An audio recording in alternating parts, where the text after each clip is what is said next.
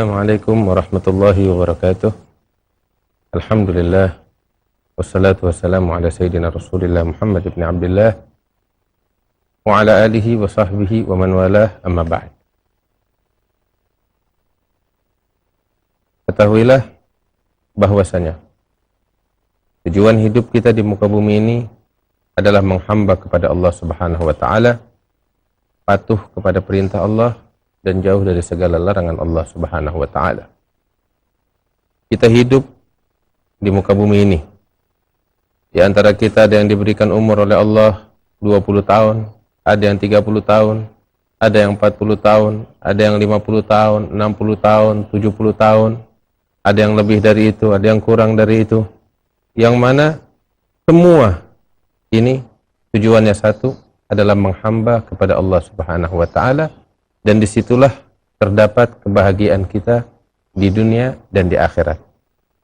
Sehingga ulama mengatakan, fa inna jima'al khair wa milakahu taqwallah fis sirri wal alaniyah wal ghaib wasyahadah. Sesungguhnya segala kebaikan di dunia maupun di akhirat, porosnya adalah takwa kepada Allah Subhanahu wa taala, baik di dalam kesendirian kita maupun di hadapan halayak ramai, dalam saat kita dilihat orang maupun ketika kita tidak dilihat orang. Takwa kepada Allah Subhanahu wa taala adalah perkara yang dapat merangkum segala kebaikan di dunia dan di akhirat untuk seorang hamba. Karena saking agungnya perkara takwa di sisi Allah Subhanahu wa taala, sehingga dijadikan oleh agama ini takwa harus selalu disampaikan di dalam setiap khutbah. Sehingga di dalam mazhab al-Imam Syafi'i, setiap khatib yang sedang berkhutbah apabila tidak membawa nasihat, wasiat untuk bertakwa kepada sidang Jumatnya, maka khutbahnya tidak sah. Di dalam mazhab Imam Syafi'i. Dari sini kita bisa menarik suatu kesimpulan bahwasanya perkara takwa adalah perkara yang besar di sisi Allah Subhanahu wa taala. Sehingga dari sejak dahulu, dari sejak zaman Nabi Muhammad sallallahu alaihi wasallam, para sahabat-sahabatnya, kaum tabi'in, generasi demi generasi hingga saat ini di waktu kita, mereka para ulama ketika diminta wasiat, nasihat, pesan dan arahan, mereka selalu memberikan nasihat, wasiat agar seorang hamba bertakwa kepada Allah Subhanahu wa taala. Sebab memang di dalam ketakwaan kepadanya adalah kebahagiaan di dunia dan di akhirat. Bahkan Allah Subhanahu wa taala telah memberikan wasiat kepada sekalian hambanya, dari sejak yang awal hingga yang akhir, agar mereka senantiasa bertakwa kepada Allah Subhanahu wa taala. Di dalam Al-Qur'an surat An-Nisa ayat 131, Allah Subhanahu wa taala berfirman, "Wa laqad wassayna alladziina utul kitaba min qablikum wa iyyakum anittaqullah." Sesungguhnya kami telah memberikan wasiat, pesan yang maha agung, pesan yang maha dahsyat dari Allah Subhanahu wa taala kepada ahli kitab sebelum kalian dan kepada kalian wahai umat Nabi Muhammad sampai hari kiamat, agar kalian semua bertakwa kepada Allah Subhanahu wa taala. Apa itu takwa? Takwa adalah mentaati segala perintah Allah dan menjauhi segala larangan Allah, dan inilah ibadah kepada Allah yang dinyatakan oleh Allah dalam Al-Quran, wa ma khalaqtul jinna wal insa illa liya'budun. Allah Subhanahu wa taala dalam surat An-Nisa juga ayat 1-nya Allah Subhanahu wa taala mengatakan, ya ayyuhan nasu taqu rabbakum, wahai manusia sekalian, bertakwalah kalian kepada Tuhan kalian, alladzi khalaqakum min nafsin wahidah, yang mana Tuhan kalian telah menciptakan kalian dari satu jiwa, yaitu dari Nabi Adam alaihissalam. Dalam ayat yang lain Allah juga berfirman, ya ayyuhalladzina amanu taqullaha wa qulu qawlan sadida, wahai orang-orang yang beriman kepada Allah, bertakwalah kalian kepada Allah Subhanahu wa taala. Sebab keimanan harus diterjemahkan dengan amal perbuatan. Tidak cukup dengan suatu kepercayaan di dalam hati iman kepada Allah, akan tetapi amal perbuatannya tidak membuktikan keimanannya kepada Allah Subhanahu wa taala. Dalam ayat yang lain, Allah Subhanahu wa taala mengatakan suatu perintahnya yang sangat berat. Ya ayyuhalladzina amanu taqullaha haqqa tuqatih. Wahai orang-orang beriman, bertakwalah kalian kepada Allah dengan sebenar-benarnya takwa. Sungguh ketika ayat Al-Quran ini yang memerintahkan orang-orang beriman untuk bertakwa kepada Allah dengan sebenar-benarnya takwa. Ketika ayat ini turun, para sahabat Rasulullah sallallahu alaihi wasallam mereka merasa sedih. Sebab mereka tahu bahwa diri mereka adalah manusia yang banyak kurang, yang banyak khilaf. Bagaimana mereka mampu untuk bertakwa kepada Allah dengan sebenar-benarnya takwa? Sebab hak Allah kepada sekalian hambanya terlalu besar. Nikmat Allah kepada sekalian makhluknya sangat banyak, yang mana seluruh nikmatnya harus kita syukuri. Hak Allah Subhanahu wa taala seluruhnya harus kita tunaikan, berat. Bahkan Al-Imam Al-Habib Abdullah bin Alul Haddad di dalam kitab Nasaih Diniyahnya, beliau mengatakan, ketika para malaikah, mereka dari sejak diciptakan oleh Allah Subhanahu wa taala, sebelum kita diciptakan, malaikat sudah diciptakan oleh Allah. Di antara mereka yang diciptakan jutaan, mungkin miliaran tahun yang lalu oleh Allah Subhanahu wa taala, beberapa dari mereka diberikan tugas oleh Allah hanya untuk sujud kepada Allah dari sejak diciptakan sampai hari kiamat. Beberapa dari malaikat yang diberikan tugas oleh Allah hanya untuk ruku' kepada Allah, menyembah Allah dari sejak diciptakan sampai hari kiamat. Beberapa yang diri bermunajat kepada Allah dari sejak diciptakan sampai hari kiamat. Mereka semua dari sejak diciptakan hanya untuk menyembah kepada Allah. Namun di hari kiamat, ketika mereka dibangkitkan oleh Allah Subhanahu wa taala untuk menghadap kepada Allah, pertama kali mereka dibangkitkan oleh Allah di hari kiamat, yang terucap oleh lisan mereka, mereka katakan, Subhanaka ya Rabb, ma abadnaka haqqa ibadatik, wala arafnaka haqqa ma'rifatik. Maha suci Engkau ya Allah, sungguh kami tidak pernah menyembah Engkau dengan sebenar-benarnya penyembahan, dan sungguh kami tidak pernah mengenal Engkau dengan sebenar-benarnya pengenalan. Mengapa para malaikat mengatakan hal demikian? Sebab mereka tahu dan sadar bahwasanya hak Allah terlalu besar untuk ditunaikan. Sehebat apapun seseorang bertakwa kepada Allah Subhanahu wa taala, tidak akan pernah mampu untuk menjalankan kewajiban bertakwanya dengan sebenar-benarnya. Karena itu seperti yang saya katakan, ketika firman Allah ini turun kepada Nabi Muhammad SAW, para sahabat mereka semua bersedih. Mereka bingung bagaimana menunaikan hak Allah yang terlalu besar ini.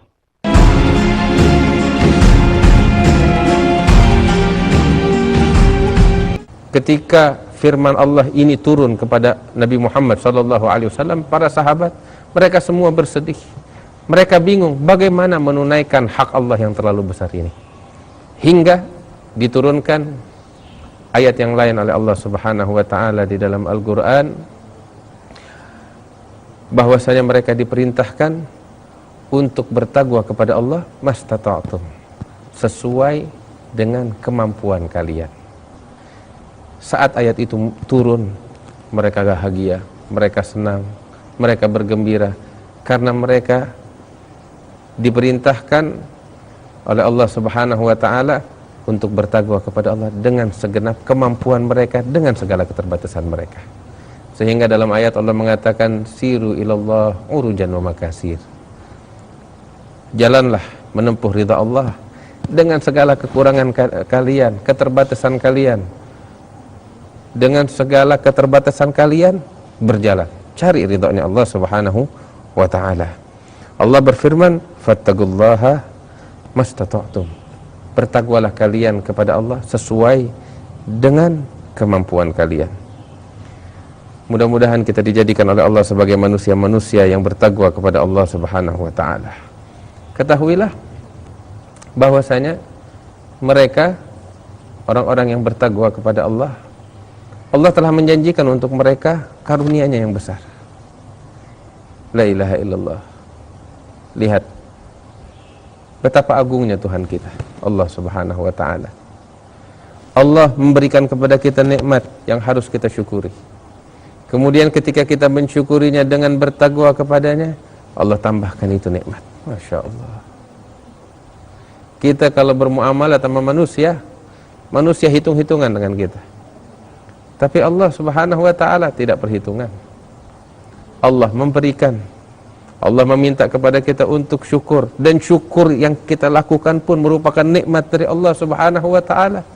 Sampai Nabi Daud alaihi salam dalam satu munajatnya kepada Allah Subhanahu wa taala mengatakan, "Ya Rabb, Engkau berikan nikmat kepada kami, maka kami harus bersyukur kepada nikmat yang Engkau berikan kepada kami. Setelah kami bersyukur, sungguh syukur kami kepadamu adalah nikmat yang harus kami syukuri lagi. Maka bagaimana kami mampu mensyukuri nikmat yang Kau berikan kepada kami, ya Allah? Sebab ketika kami bersyukur, itu merupakan nikmat yang wajib kami syukuri lagi. Dan begitu seterusnya, nggak bakal mampu seseorang untuk bersyukur kepada Allah Subhanahu wa taala. Maka Allah berfirman kepada Nabi Daud, "Wahai Daud, perasaan yang semacam inilah dari seorang hamba yang aku inginkan," kata Allah. Dan ketika hamba merasa dirinya tidak mampu bersyukur kepadaku, aku telah ridha dan puas itu sebagai rasa syukur hambaku kepadaku. Sehingga dikatakan oleh para ulama, al-ajiz an darkil idrak idraku. Ketika seseorang menyadari dirinya tidak mampu, dia menyadari dengan sebenar-benarnya dirinya tidak mampu menunaikan hak Allah, saat itu dia telah mensyukuri nikmat Allah. Saat itu dia telah mengenal Allah Subhanahu wa taala. Lihat, Allah berikan anugerah kepada kita. Allah perintahkan kita untuk bersyukur dengan bertakwa kepadanya. Setelah kita bersyukur dan bertakwa, Allah memberikan nikmatnya atas ketakwaan kita. Sehingga dalam ayat suci Al-Quran, berapa banyak Allah nyatakan anugerah untuk mereka orang-orang yang bertakwa. Imam Al-Haddad mengatakan bahwasanya qad jama'allahu lil muttaqin khairatid dunya wal akhirah. Sesungguhnya Allah telah mengumpulkan untuk orang-orang yang bertakwa kebaikan yang ada di dunia dan di akhirat. Di antaranya al-makhraj minasyiddah wa rizq min haitsu la yahtasibun.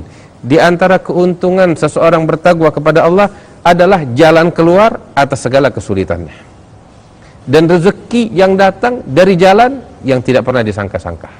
Masya Allah. Allah berfirman di dalam Al-Quran, وَمَنْ يَتَّقِ اللَّهَ يَجْعَلْ لَهُ مَخْرَجًا وَيَرْزُقُهُ مِنْ حَيْثُ لَا يَحْتَسِبُ. Barang siapa yang bertakwa kepada Allah, Allah bukakan untuknya jalan atas segala kesulitannya. Kita lihat, setiap individu di antara kita punya problem, punya masalah. Ketika dia punya problem, dia punya masalah, dia mengadu, dia curhat kepada orang yang dia sayang. Namun apa yang bisa dilakukan oleh seseorang? Apa yang dilakukan oleh manusia? Tidak bisa. Lihat, Allah telah berikan jalan keluar untuk segala problem, untuk segala permasalahan. Ini jalan keluarnya. Engkau bertakwa kepada Allah, jalan keluar akan terbuka. Engkau bertakwa kepada Allah, segala permasalahan akan diselesaikan oleh Allah Subhanahu wa taala. Namun siapa di antara kita yang ingin mengambil solusi ini? Solusi atas permasalahan yang kita hadapi, solusi yang datangnya dari Allah Subhanahu wa taala. Siapa di antara kita yang ingin mengambil ini solusi? Bahkan solusi ini bukan hanya untuk permasalahan individual, permasalahan negara, permasalahan umat. Umat manusia mengalami segala berbagai macam permasalahan. Ini adalah solusi yang terbaik, nggak ada lagi jalan yang lain. Semua jalan telah ditempuh untuk menyelesaikan problem umat, tapi hasilnya nol besar. Tidakkah kita ingin menempuh solusi yang dibukakan oleh Allah Subhanahu wa ta'ala? Seorang ulama besar pernah mengatakan, ketika terjadi peperangan, penindasan, pertumpahan darah, semua manusia mengadu kepadanya tentang kesulitan yang mereka hadapi. Penindasan, penganiayaan, kezaliman, peperangan, nyawa yang puluhan ribu melayang. Maka sang alim ini menjawab, kalian bersungguh-sungguh bertaubat kepada Allah dan bertekad untuk bertakwa kepada Allah setelah itu, maka aku menjamin untuk kalian, aku jamin dan aku jamin bahwasanya pertolongan dari Allah dekat di depan mata kalian, bahkan lebih dekat dari urat nadi kalian. Takwa kepada Allah. Namun kenyataan, manusia yang sudah diracuni oleh kecintaan kepada dunia, oleh materi, menganggap takwa adalah hal yang sepele.